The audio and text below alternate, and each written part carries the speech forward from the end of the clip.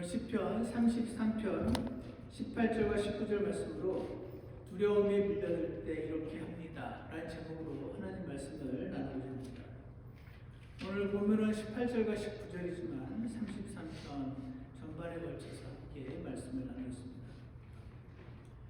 예전에 한 자매님이 계셨는데 이분이 굉장히 걱정이 많으신 분이셨습니다. 남편과 자식들과 주변 사람들을 늘 걱정하시고 많은 또 수고도 하시는 참 귀한 자매님이셨는데, 마태복음 6장 27절에 너희 중에 누가 염려함으로 자기 키에 1규빗을 더할 수 있겠느냐. 목사님이 이 본문으로 염려하지 말라는 설교 말씀을 하시자 나중에 말씀이 끝나고 나서 목사님께 찾아오셨습니다. 자신은 염려가 많은 게 아니고 생각을 해봤더니 두려움이 좀 많은 것 같다고 그렇게 말씀하셨습니다. 그때 목사님은 자매님, 두려워하는 게 염려하는 겁니다. 두 개는 같은 겁니다. 그렇게 이야기를 나눴었습니다. 사랑하는 여러분, 우리는 이 광야 같은 인생길을 걸어가다 보면 참 두려운 상황들을 만나게 됩니다. 그래서 염려가 되는 상황들을 만나게 되는 것이죠. 두렵지 않으면 왜 염려를 하겠습니까? 우리는 왜 그렇게 두렵고 염려가 되는 일들을 만나는가? 그것은 아마도 한치 앞에 일어날 일을 알 수 없는 그런 존재이기 때문에 그럴 것입니다. 인생은 정말 앞을 도무지 알 수 없는 두려움의 연속일 수밖에 없는 것이다 라고 생각이 듭니다. 오늘 그래서 하나님 말씀을 보면서 두려움이 밀려들 때 혹은 나도 모르게 두려워질 때 우리는 어떻게 해야 하는가? 하나님께서 우리에게 주신 말씀을 함께 살펴보기를 원합니다. 오늘 33편 3절과 4절 말씀을 한번 읽어보겠습니다. 여기 보시면 3절을 한번 같이 읽어보겠습니다. 시작. 새 노래로 함께 노래하며 큰 소리로 숨쉬게 연주할지어다.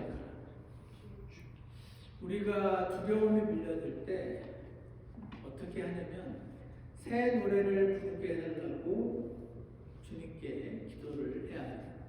새 노래를 부르게 해달라고. 성경에 새 노래라는 표현이 여러 번 등장을 합니다. 그 중에 이제 닥터 알렌 로스라는 사람이 이렇게 설명을 하는데, 이게 참 맞는 설명이다라고 제가 생각을 한 적이 있습니다. 이 사람이 뭐렇게 얘기냐면, 새 노래라는 것은 it is a call for a new experience for praise 이렇게 말했습니다. 무슨 말이냐면 찬양을 할 수 있도록 새로운 체험을 요구한다는 뜻이다. 이어서 이렇게 말을 했습니다. It calls to praise with renewed enthusiasm resulting from a new experience of deliverance or a new appreciation of the Lord's presence. 번역하면 어떤 상황으로부터 건짐을 받게 되는 새로운 체험 혹은 주님이 정말 나와 함께 하시는구나 하는 그분의 임재에 대한 새로운 깨달음을 통해서 새로워진 열정으로 하나님을 노래하는 것이다. 이렇게 표현을 해놨습니다. 이게 무슨 말이냐면 우리는 여러분 하나님께서 사랑의 하나님이시라는 것을 압니다. 그리고 예전에 그 하나님께서 나를 사랑으로 대하셨던 그런 경험도 가지고 있을 수 있습니다. 근데 우리가 사랑의 하나님을 찬양할 때 어제 내가 그 사랑의 하나님을 찬양했으면 우리는 사랑의 하나님을 찬양하면서 새 노래로 하나님을 찬양할 수가 있습니다. 우리가 은혜의 하나님을 이번 주에 경험을 했으면 하나님은 정말 은혜의 하나님이십니다라고 새 노래로 찬양을 할 수 있게 되겠죠. 하지만 내가 경험한 하나님이 너무 오래되어 있다. 예전에 30년 전에 경험한 그 옛날 하나님, 옛날 노래로밖에 찬양을 할 수 없으니 오늘 알레로스가 얘기한 것처럼 It is a call for a new experience of praise. 새로운 하나님의 은혜를 경험할 때 새로 주의 선하심을 맛보아 알자다 이렇게 얘기하셨던 것처럼 주님의 선하심을 새롭게 경험하면 똑같은 찬양이 새 찬양, 새 노래가 되는 것입니다. 요한계시록 5장 9절에는 그들이 새 노래를 불러 이르되 주께서 그 책을 취하시고 책의 봉인들을 열기에 합당하시나이다. 우리를 구속하사 하나님께 드리셨나이다. 이런 기록이 나왔습니다.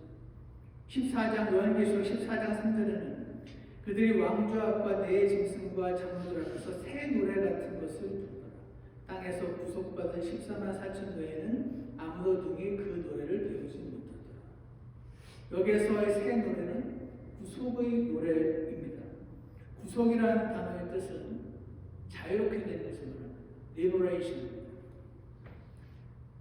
우리가 어떤 두려움에 사로잡히게 되어 있을 때 하나님을 새롭게 경험하게 되면 우리는 새 노래로 하나님의 우리를 두려움으로부터 자유케 하신 것을 찬양하게 될 것입니다.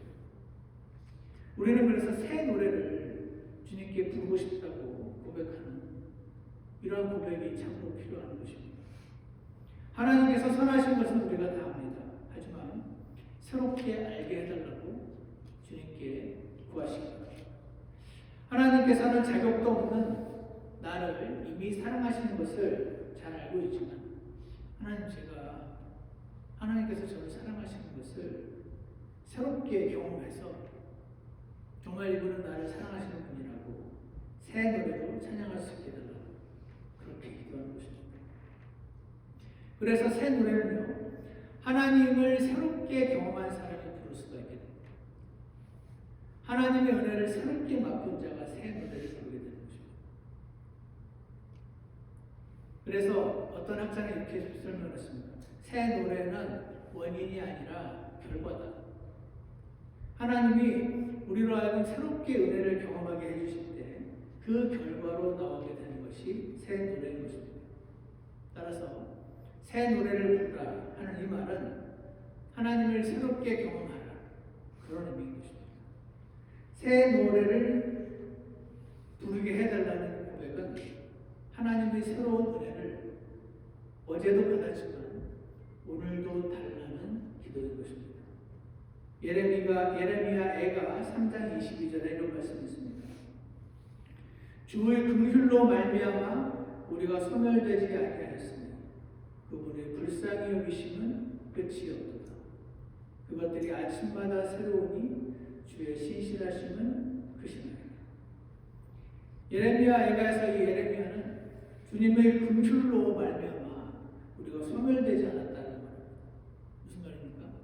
우리가 한 행위들을 보면 하나님께서 예전에 소멸시켜도 아무런 할 말이 없는데 불쌍히 여기셔서 봐주셨구나. 주의 긍휼로 말미암아 우리가 소멸되지 아니하였습니다.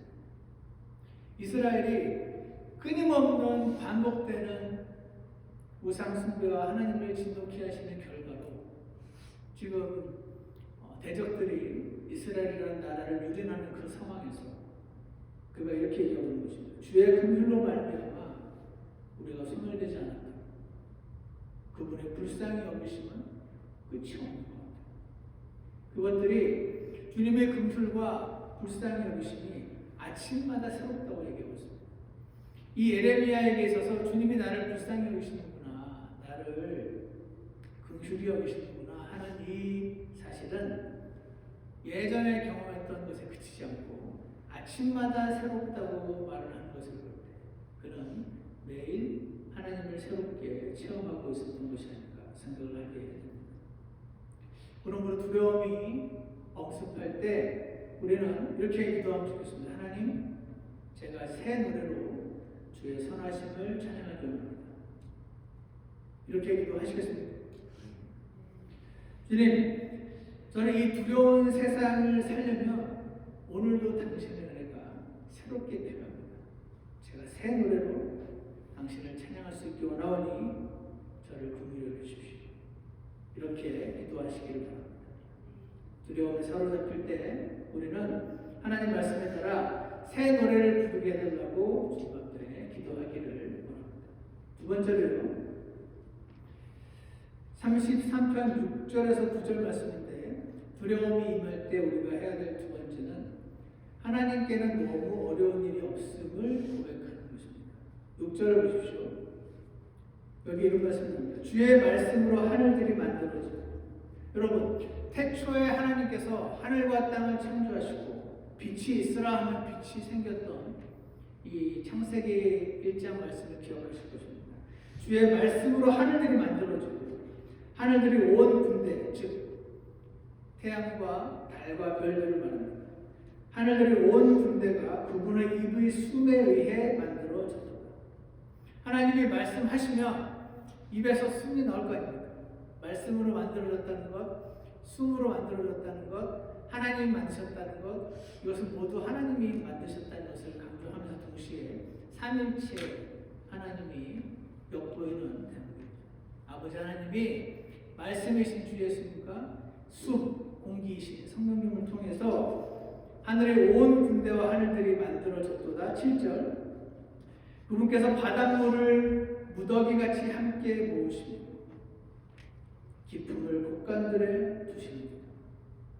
시편 기자는 지금 출애굽기에서 홍해를 하나님께서 가르시고 바닷물을 무더기같이 함께 모으시며, 그리고 요단강을 건널 때 그 요단강 물 무더기를 이렇게 곳간들에 마치 이렇게 갖다 두셨던 것처럼 물을 가르시고 막으셨던 전능하신 하나님을 기억을 하고 있습니다. 8절입니다. 온 땅은 주를 두려워하고 세상의 모든 거주민은 그분을 두려워하며 설지어다. 그분께서 말씀하심에 그것이 이루어졌으며 그분께서 명령하심에 그것이 굳게 섰다. 사람에게는 불가능한 일들이 한두 가지가 아닙니다. 그러나 하나님께는 너무 어려운 일이 없다라는 말씀이 지금 이 시편 33편 6절부터 9절까지 말씀 속에 나타나 있습니다. 제가 좋아하는 또 한 구절이 있는데 이사야서 40장을 한번 펴주시기 바랍니다. 이사야서 40장 말씀입니다. 이사야 40장에 이런 말씀이 나와 있습니다. 12절입니다. 여기 이런 말이 있습니다. 누가 자기 손바닥으로 물들을 대고 뼘으로 하늘을 재며 되로 땅의 먼지를 닦고 큰 저울로 산들을 작은 저울로 작은 산들을 달았느냐. 여러분 손바닥을 이렇게 펴시면 여기에 손바닥에 약간 이렇게 들어갑니다. 여기에 물을 담을 수가 있죠. 이 지구상에는 존재하는 모든 태평양과 대서양과 있는 모든 물들이 하나님의 손바닥으로 물들을 매절했다. 지금 그렇게 얘기하시는 것입니다. 이 전체 하늘이 온 우주가 우리가 보기에는 끝이 없는 우주인데 하나님께서 뼘으로 하늘을 재셨다고 표현을 하고 있습니다. 이 땅의 이 흙이 얼마나 많은지 우리는 가늠도 찰 수 없지만 하나님께서는 땅의 먼지를 되로 뭔가 어떤 도구로 먼지를 담고 그리고 큰 저울과 작은 저울을 마치 가지신 것처럼 하여 산들을 달았다. 지금 하나님께서 이 온 우주와 세상을 창조하신 것을 이렇게 지금 의인법을 사용해서 표현하고 있습니다. 누가 주의 영을 지도하였으며 혹은 그분의 조언자가 되어 그분을 가르쳤습니다. 그분께서 누구와 의논하셨으며 누가 그분께 교훈을 주고 판단의 공의의 길로 그분을 가르쳤으며 그분께 지식을 가르치고 명철의 길을 그분께 보여주었느냐. 아무도 없다. 하나님 그렇게 이렇게 세상을 인도하시면 안 되죠. 그건 사람들이 하나님 욕하시잖아요. 에헤헤 하나님 그렇게 하시면 안 되죠. 그러는 거예요. 그거는 이렇게 하시면 더 많은 사람들이 구원을 받을 거 아닙니까? 누가 하나님께 그렇게 조언을 드릴 수가 있느냐. 아무도 없다. 보라 민족들은 15절입니다. 민족들은 물통의 한 방울 물과 물통의 한 방울 물과 저울의 작은 먼지같이 여겨집니다. 보라 그분께서는 매우 작은 것을 드시듯 섬들을 드시느니 레바논은 불태우기에도 부족합니다. 레바논의 백향목이 굉장히 유명했다고 합니다. 그래서 레바논에 있는 그 백향목들을 가져다가 솔로몬이 성전을 지었었죠. 근데 그 레바논 전체가 하나님 앞에는 불태우기에도 부족하고, 그 레바논의 백향목 숲에 굉장히 많은 짐승들이 살고 있었겠죠. 그것의 짐승들은 하나의 번제 헌물로 쓰기에도 부족합니다. 그분 앞에서 모든 민족들은 아무것도 아니니 그분께서는 그들을 없는 것보다도 더 못한 것으로, 헛된 것으로 여기십니다. 이 이사야서 말씀을 읽다 보면 마음이 웅장해지는 것을 아, 이거 완전히 다른 차원의 하나님을 우리가 꼭 사람 중에서 굉장히 뛰어난 어떤 존재인 것처럼 착각하면서 기도를 하기도 하고 착각하면서 하나님을 섬기기도 하는 거 아닌가 하는 생각이 들 때가 있습니다. 창세기 18장 14절에서 이렇게 말씀하셨습니다. 주에게 너무 어려운 일이 있느냐? 없습니다. 주에게 너무 어려운 일이 있느냐? 없습니다. 생명의 때를 따라 내가 정한 때에 내게 돌아오리니 사라에게 한 아들이 있으리라. 바닷물을 무더기같이 모으는 일은 사람에게 불가능한 일입니다. 하지만 그 일이 하나님께는 아주 간단한 일임을 우리는 기억을 할 필요가 있는 것입니다. 두려움에 밀려들 때 우리는 전능자 하나님을 기억하는 겁니다. 여인의 관례가 이미 끊어진 사라는 자식을 낳을 수 없다는 것이 상식입니다. 그러나 하나님께서 그녀에게 내가 내년 이맘때에 아들을 낳으리라 하셨을 때 사라가 어떻게 했죠? 웃었습니다. 그때 주님이 말씀하셨습니다. 주에게 너무 어려운 일이 주께 불가능한 날이 있느냐? 생명의 때를 따라 정한 때에 내게 돌아오리니 사라에게 한 아들이 있으리라. 이렇게 말씀하셨습니다.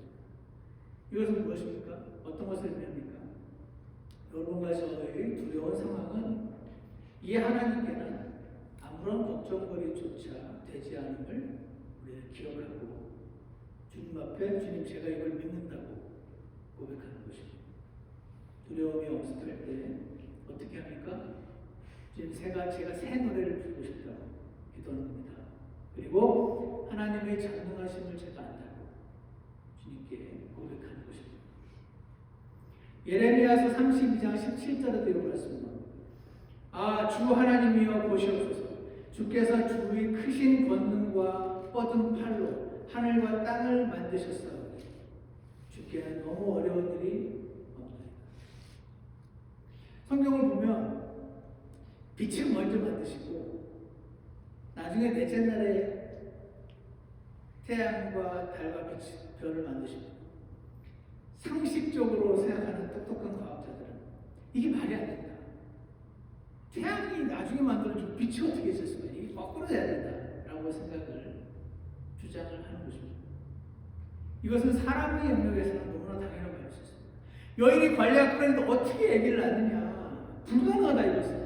상식적으로 생각을 말이 되느냐라고 사람은 얘기하지만 하나님께서는 주께 너무 어려운 일이 있느냐 이렇게 말씀을 하시는 것입니다.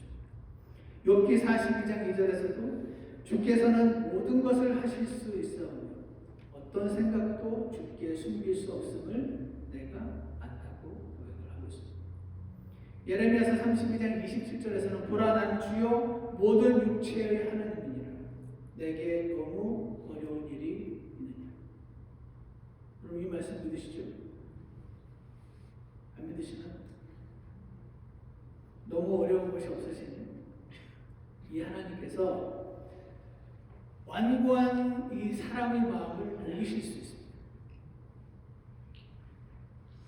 완고한 사람의 마음을 녹여서 그로 하여금 구원받게 하실 수 있습니다. 우리의 설득으로는 불가능한 그 일을 하나님께서는 간단하게 하실 수도 있습니다. 필요한 것은 우리가 하나님에 대한 신뢰와 믿음과 주님 앞에 드려지는 기도라고 생각합니다. 두려운 상황을 좋은 상황으로 변화시키시고 어떤 상황에서 피할 길을 내주시고 살 길을 열어주시는 하나님께서 저와 여러분을 지금도 지켜보시고 함께 하심을 믿으시기를 바랍니다. 두려움이 임할 때 우리는 무엇을 합니까? 세 번째로 33편 18절 말씀을 보겠습니다. 두려움이 임할 때 세 번째로 우리가 할 일은요, 하나님의 은혜를 구하는 것입니다. 18절 오늘 읽었던 본문이죠. 보라, 주의 너는 그분을 두려워하는 자들. 여기서 두려워한다는 것은 언제 나를 막 벌 줄까봐 무서워서 막 벌벌 떨고 막 너무 하나님 무서워서 도망가고 싶고 이런 노예로서의 두려움이 아닙니다. 그것은 사랑하는 아버지를 하지만 함부로 할 수 없는 그분을 향한 두려움, 경외심 이런 것입니다. 보라, 주의 눈은 그분을 두려워하는 자들 곧 그분의 긍휼의 소망을 두는 자들 위에 있나니 이것은 그들의 혼을 사망에서 건지며 기근 중에서 그들을 지켜 살게 하려 합니다. 여기에 그분의 긍휼의 소망을 두는 자들 위에 주의 눈이 있다 이런 말씀이 지금 나옵니다. 이 말씀에서 저는 이게 하나님의 은혜구나라는 것을 발견하게 됩니다. 왜냐하면 이 긍휼, mercy라는 이 단어 때문입니다. 이 긍휼이라는 mercy라는 단어가 우리가 여러 번 제가 언급했던 헤세드라고 하는 그 히브리어 단어, 여기에 두 가지 뜻이 있어요. 첫 번째 뜻은 언약을 지키는 신실함이라는 뜻입니다. 약속을 한 번 하면 그 약속을 반드시 지키는, 그 약속을 지키는 것, 신실함, faithfulness 이런 뜻이 있습니다. 그런 거죠. 결혼식 할 때, 언약을 할 때 내가 검은 머리가 한국에서 본 말은 아닙니다. 검은 머리가 파뿌리가 될 때까지, 파뿌리가 하얀색이잖아요. 검은 머리가 하얀색이 될 때까지 당신만을 영원히 사랑하겠습니다라고 한 그 언약을 끝까지 지키는 것을 가리켜서 신실하다고 표현하는 것입니다. 그래서 긍휼, 헤세드라는 단어의 일반 뜻은 언약을 지키는 신실함이라는 뜻이고요. 두 번째 뜻은 우리 킹잼 성경에 번역되어 있는 loving kindness, 이게 그 킹잼 성경 번역자들이 만들어낸 단어라고 제가 들었던 것 같아요. loving kindness. 하나님은 친절하시는데 loving, 하나님의 사랑과 친절함이 이렇게 복합적으로 들어가 있는, 그래서 이번 뜻은 친절과 연민. 연민은 뭡니까? 불쌍히 여기는 거잖아요. 그리고 그냥 친절하고 불쌍히 여기는 것에 그치지 않고 그래서 도와주고자 하는 것, 도움, 친절과 연민과 도움 합쳐서 은혜라고 표현을 할 수 있습니다. 여러분이 긍휼이요, 일반 세상 사람들은 안 쓰는 단어입니다. 근데 이 mercy 혹은 loving kindness, 히브리어 헤세드, 이 단어를 우리 성경에서 긍휼이라고 표현을 많이 해놨는데 이것은요 그런 겁니다. 여러분 굉장히 비참한 사람을, 마치 누가복음 16장의 그 부자와 나사로에서 나사로 같은 거지인데 먹을 것이 없고 병들어서 부자의 문 앞에 누워 있는데 온몸이 헐어서 개들이 와서 핥더라. 그런 사람을 보면서, 비참한 사람을 보면서 자연스럽게 불쌍히 여기게 되는 연민의 마음이라는 뜻이 이 긍휼이라는 뜻에 연결되어 있다고 합니다. 그래서 긍휼이라는 단어의 1번 뜻과 2번 뜻이 있는데 여기 오늘 우리 본문에서는 2번 뜻입니다. 여러분과 제가 뭔가 잘해서 수고를 참 많이 했으니까, 그동안 너무 신실했으니까 그 보답으로 뭔가를 잘해주는 것이 아니고, 그냥 뭔가 잘해서 친절을 베푸는 게 아니고 그냥 안 됐어서 베푸시는 친절, 그것이 바로 긍휼입니다. 그러니까 이 긍휼은 뭐 잘한 게 있어서 받는 게 아니니까 undeserved kindness, 자격이 없는데 하나님의 친절하심을 경험하는 것이니 은혜와 비슷한 뜻이죠. 그래서 언제나 긍휼과 은혜라는 단어가 함께 등장을 하는 것입니다. 여러분도 그러시겠지만 저는요, 하나님께서 말씀으로 순식간에 하늘과 땅을 창조하신 것을 믿습니다. 여러분도 믿으시죠? 저는 우리에게 불가능한데 여인의 관례가 끝난 사라와 아브라함에게 아들을 갖게 하는 일이 그분께는 하나도 어렵지 않은 것입니다. 사람은 물 위를 걸을 수 없지만 하나님께는 그것이 하나도 어렵지 않은 것입니다. 그건 너무 쉬운 일입니다. 제가 잘 못 믿겠는 것은 그 하나님의 능력을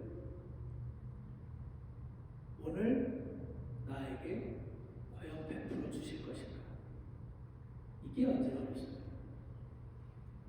그래서 아까 우리가 두려움을 만날 때 첫 번째가 새 노래를 부르게 해달라는 고백을 드린 것이고, 두 번째는 하나님의 전능하심을 믿는다는 고백을 한다면, 이 전능하심을 믿는다는 고백은 언제나 저로 하여금, 여러분으로 하여금 은혜를 구하게 됩니다. 제가 하나님 능력에 있어서 의심이 없습니다. 하지만 그 능력이 오늘 나에게 베풀어지려면 제가 뭐 한 개 좀 많이 있어야 정당하게 요구를 할 텐데 그거 못하겠고 주님 그냥 좀 도와주세요. 그래서 그게 은혜인 것입니다. 보라, 주의 눈은 그분을 두려워하는 자들 곧 그분의 긍휼에, 저분이 나를 불쌍히 여기시는 분에 소망을 두는 자들, 그분의 긍휼에 소망을 두는 자들 위에 주의 눈이 그 자에게 가 있다, 그렇게 말하는 것입니다. 그래서 이것은 그들의 혼을 사망에서 건지시며 기근 중에서 그들을 지켜 살게 하려 합니다. 이렇게 말씀하시는 것입니다. 여러분도 그런 경험이 있으실지 모르겠습니다. 많은 그리스도인들이 어려움을 당할 때 하나님 나한테 어떻게 이렇게 하실 수가 있습니까? 라는 의문을 가질 수가 있습니다. 그러나 여러분, 엄밀히 말하면 하나님은 그 누구에게도 빚지신 적이 없습니다. 나한테 빚지신 게 아무것도 없어요. 그 말은 나한테 얼마든지 그러실 수가 있다는 뜻이죠. 아까 예레미야의 고백처럼 우리가 하나님께서 은혜를 더하신 것은 옛날에 하나님께서 나를 데려가셨을 때 아무 할 말 없는 존재인데 그분의 오래 참으심과 긍휼이 나를 지금까지 살게 했다는 고백이죠. 또한 자신을 하나님 앞에서 보게 된 어떤 그리스도의 고백처럼 예전에 존 오웬이었던 것 같아요. 영국의 유명한 청교도 신학자 중에 한 사람인데 그 사람이 그런 말을 했습니다. 나의 눈물에도 죄가 섞여 있더라. 경험하신 적 있습니까? 제가 옛날에 그런 글을 봤었어요. 책에서. 눈물에 죄가 섞여 있어. 그랬었는데 나중에 제가 설교 시간에 하나님이 터치를 하셔서 눈물이 막 났었어요. 그리고 그때 저희는 초청 시간이라는 시간에 앞으로 나와서 올터 콜이라 해가지고 앞으로 나와서 기도하는 시간이 많이 있었어요. 근데 제가 그날 하나님이 저를 터치하셨고 나에게 주신 말씀이 있어서 앞에 나가서 기도를 하는데 약간 막 나도 모르게 눈물이 막 나오는데 사람들이 지금 나를 어떻게 볼까 하는 생각에 순식간에 스쳐 지나가더라고요. 제가 그때 알았습니다. 나의 눈물에도 죄가 섞여 있다는 그 양반의 말이 맞네. 나는 이 짧은 순간에도 사람들을 의식하는 마음이 있구나 하는 것을 보게 되었을 때 제가 참 할 말이 없었던 것을 기억을 합니다. 그러니까 이런 분들의 고백처럼 우리의 이 어떤 감격의 혹은 회개의 눈물에도 죄가 여전히 스며들어 있음을 인식을 하게 된다면 주님, 저는 제가 지금껏 살아있는 것 자체가 은혜입니다. 이렇게 고백을 할 수밖에 없습니다. 지금 제가 무언가를 맡아서 하나님을 섬길 기회를 주셨다면 이거 자체가 제게는 너무나 큰 은혜입니다. 이렇게 고백을 하게 되지 않겠습니까? 주님, 제가 제대로 살아간 건 없네요. 저의 꿈은 그리스도의 심판석 앞에서 하나님 앞에 뭔가 내가 섬긴 것을 탁 내놓고 하나님께 상 받는 건데 주님 엄밀히 주님의 불꽃 같은 눈으로 그 동기와 의도를 전부 보시는 하나님 앞에 제가 점검을 해보자면 당신 앞에 자랑스럽게 내어놓을 게 별로 없어요. 하지만 이런 저를 불쌍히 여겨주세요. 이렇게 하는 게 긍휼에 소망을 두는 것 아니겠습니까? 지금 제가 자격은 없지만 뻔뻔하지만 주님의 친절하심을 구합니다. 이렇게 기도하시기 바랍니다. 돌아와 주의 눈은, 왜냐하면 주님 이렇게 말씀하시니까 그분을 두려워하는 자들 곧 그분의 긍휼의 소망을 두는 자들 위에 있나니 이것은 그들의 혼을 사망에서 건지며 기근 중에서 그들을 지켜 살게 하려 합니다. 이렇게 말씀하십니다. 이런 기도는 시편 51편에서 다윗도 말합니다. 주여 주의 인자하심에 따라 내게 긍휼을 베푸시오. 다윗은 그가 한 일이 많았음에도 불구하고 그가 밧세바와의 간음을 저지르고 주님 앞에 나왔을 때 구할 것은 오직 긍휼밖에 없었습니다. 주님 저를 제발 불쌍히 여겨주십시오. 주의 친절한 긍휼의 풍성함에 따라 내 범법들을 지워주소서. 이렇게 고백하지 않습니까? 마태복음 20장에서 30절에서 눈먼 사람들이 이렇게 말합니다. 다윗의 자손이여 우리에게 긍휼을 베푸소서. 우리에게 긍휼을 베푸소서. 이에 예수님께서 주여 우리의 눈을 열어 주옵소서 하매 이에 예수님께서 그들을 불쌍히 여기사 그들의 눈에 손을 대시니 그들의 눈이 즉시 시력을 받고 그들이 그분을 따릅니다. 시편 147편 11절에서 주께서는 자신을 두려워하는 자들과 자신의 긍휼의 소망을 두는 자들을 기뻐하십니다. 시편 86편 5절에서도 주는 선하시고 기꺼이 용서하시며 주를 부르는 모든 자에게 긍휼을 풍성히 베푸시나요. 사랑하는 여러분, 하나님께서 우리에게 긍휼을 베풀기를 기뻐하십니다. 우리가 주님의 긍휼, 나를 불쌍히 여기는 눈으로 봐달라. 그렇게 기도하는 것은 우리 주님의 축복을 받는 길임을 기억하시기 바랍니다. 마지막으로 두려움을 연습할 때 우리가 해야 될 것은 무엇입니까? 예수님만 바라보는 것입니다. 오늘 본문 33편 12절을 보시면 이런 말이 나왔습니다. 주를 자기 하나님으로 삼은 민족 곧 그분께서 자신의 상속 유업으로 택하신 백성은 복이 있도다. 여기 상속 유업이라는 것이 inheritance입니다. 하나님이 무슨 이런 inheritance가 필요합니까? 전부 다가 하나님 건데 무슨 하나님께 무슨 inheritance가 필요합니까? 저와 여러분 같은 사람이 inheritance가 필요하죠. 근데 하나님이 그러시는 겁니다. 너희들이 내 상속유업이 되라. 무슨 말입니까?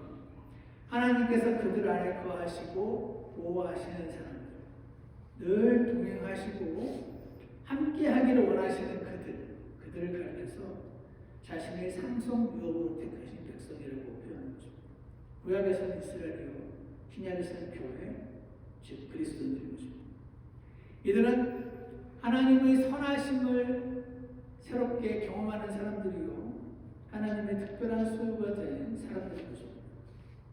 그래서 이렇게 자신의 상속유업으로 택하셔 늘 하나님과 동행하고 하나님과 대화하고 하나님과 눈을 맞추는 그들, 주님께 꼭 붙어있는 자들, 그들이 되어라, 이렇게 말씀하시는 것입니다. 이번 달 우리 암송구절이었던 요한복음 11장 이런 말이 나옵니다. 그 뒤에 자기 제자들에게 이르시되 우리가 다시 유대로 들어가자 하시니, 예수님이요 조금 전에 얼마 전에 유대에 갔다가 유대인들이 예수님을 돌로 쳐 죽이려고 해서 예수님이 도망쳐 나오셨어요. 그리고 이제 갈릴리로 오신 거죠.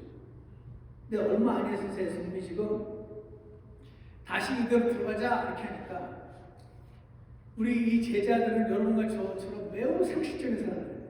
그런데 이렇게 말하죠. 그분의 제자들이 그분께 이르시되 선생님이요, 최근에 유대인들이 돌로 선생님 치려하는데 또 거기로 가십니까? 지금 가는 건 자살입니다. 하니 예수님께서 대답하시되 낮에 12시간이 있지 아니하며 사람이 만일 낮에 다니면 이 세상의 빛을 봄으로 걸려 넘어지지 아니하되 10절 밤에 다니면 빛이 그 사람 안에 없으므로 걸려 넘어지느니라. 여러분 이 말 자체는 굉장히 쉬운데 이게 무슨 말이죠?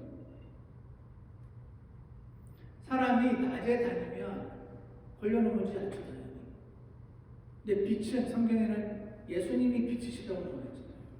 예수님을 바라보는 자는 예수님께 꼭 붙어있는 자는 항상 낮일 것입니다. 낮에 다니면 걸려 넘어지지 않는 말은 낮에 빛이 있으니까 예수님 빛이시니까 예수님께 꼭 붙어있는 자들 그분만 바라보고 있는 자들은 걸려 넘어지지 않는데 예수님으로부터 시선을 돌리면 금세 어둠이 가득 차서 넘어진다. 두려움이 엄습하고 걱정과 근심의 과정으로 들어가는 자들을 가리켜서 밤에 걷는 자들이라고 표현하시는 것입니다. 예수님이 빛이시니까 우리는 계속 예수님을 쳐다봐야 돼요.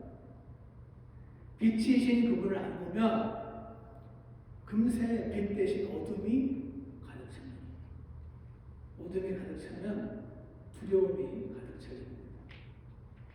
그래서 제자들의 이 상식적인 생각, 얼마 전에 예수님 유대 갔다 돌로 쳐주려는데 지금 또 가시면 죽잖아요 라고 이 두려움이 가득해져서 했던 이 제자들의 말은 이 사람의 영역에서의 말로 보자면 너무나 말이 되는 말이었는데 빛이신 예수님으로부터 지금 떨어져서 두려움이 가득 차 있는 상황을 예수님께서 짚으십니다. 그래서 예수님 마태복음 6장 22절에서 몸의 등불은 눈이니 그러므로 내 눈이 단이라면 영어로 single 내 눈이 예수님을 바라보고 있으면 내 온몸이 빛으로 가득하리라 말씀하시는 것입니다. 여러분과 제 마음에 두려움이 아닌 주 예수님의 빛으로 가득 차게 되시기를 간절히 원합니다. 여러분과 저의 이 싱글 눈이요 예수님도 보고 사파리도 아니고 예수님도 보고 여기도 보고 저기도 보고 하니까 어둠이 금세 가득 찬다 이렇게 말씀하시는 것 같습니다. 우리의 싱글 단일한 눈이 예수님을 쳐다봐서 빛이신 예수님의 그 빛으로 가득 차시게 되길 축복합니다. 예수님을 바라보지 않고 하늘로 바라보니까 금세 두려움으로 가득 차서 바다에 빠졌던 베드로도 같은 원리인 것 같습니다. 여러분 같이 안에 주 예수님의 빛으로 가득 차서 주 예수님께 꼭 붙어서 하나님께서 자신의 상속 백성으로 삼았던 사람들처럼 살아가시게 되기를 축복합니다. 두려움이 밀려들 때 새 노래를 부르게 해달라고 오늘 집에 가서 기도하시겠습니까? 저는 지난 한 달 동안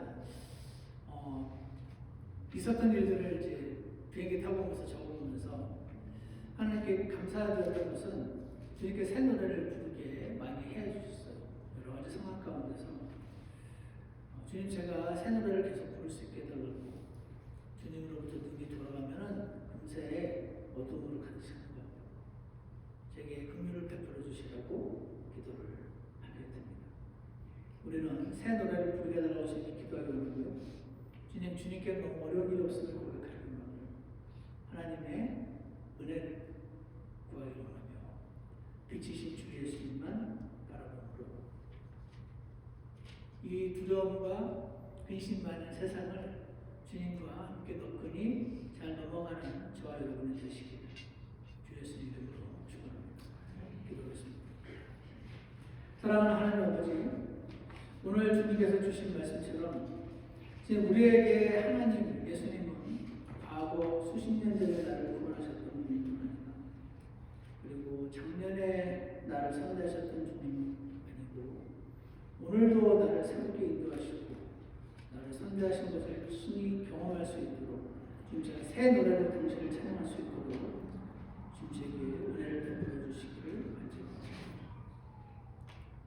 하나님의 은혜를 날마다 간구하는 자들 되게 도와주시고 우리 마음에 어둠이 아닌 주 예수님의 빛으로 가득 차게 도와주셔서 파도가 아닌 주님과 함께 동행하는 저희들이 되도록 인도하여 주시옵소서. 두려움이 아닌 주님만이 주시는 평안 가운데 거할 수 있게 도와주시고 잠시 물속에 빠지더라도 다시 주님을 바라보고 일어설 수 있도록 인도해 주시기를 간절히 예수님의 이름으로 기도드렸습니다. 다 같이 찬송가 588장 함께 부르겠습니다.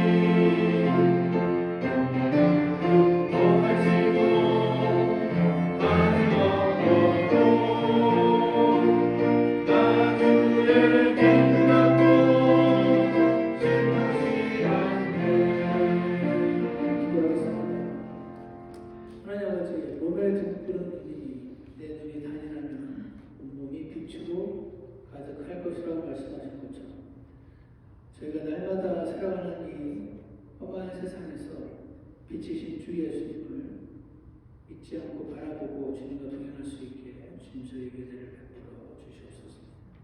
주님이 긍휼에 오직 소망을 두고 사랑하는 자들 되게 도와주셔서 하나님의 새로우신 은혜를 날마다 경험할 수 있도록 주님께서 인도해 주시기를 간절합니다. 두려움은 일상적인 반응이지만 두려움 넘어 계시는 주님을 바라볼 수 있게 도와주셔서 오늘 우리가 처한 수많은 상황 가운데서 여전히 우리를 건져내실 수 있고 은혜를 베풀어 주실 주님 앞에 나아가서 주님을 새롭게 경험하며 살아가는 저희들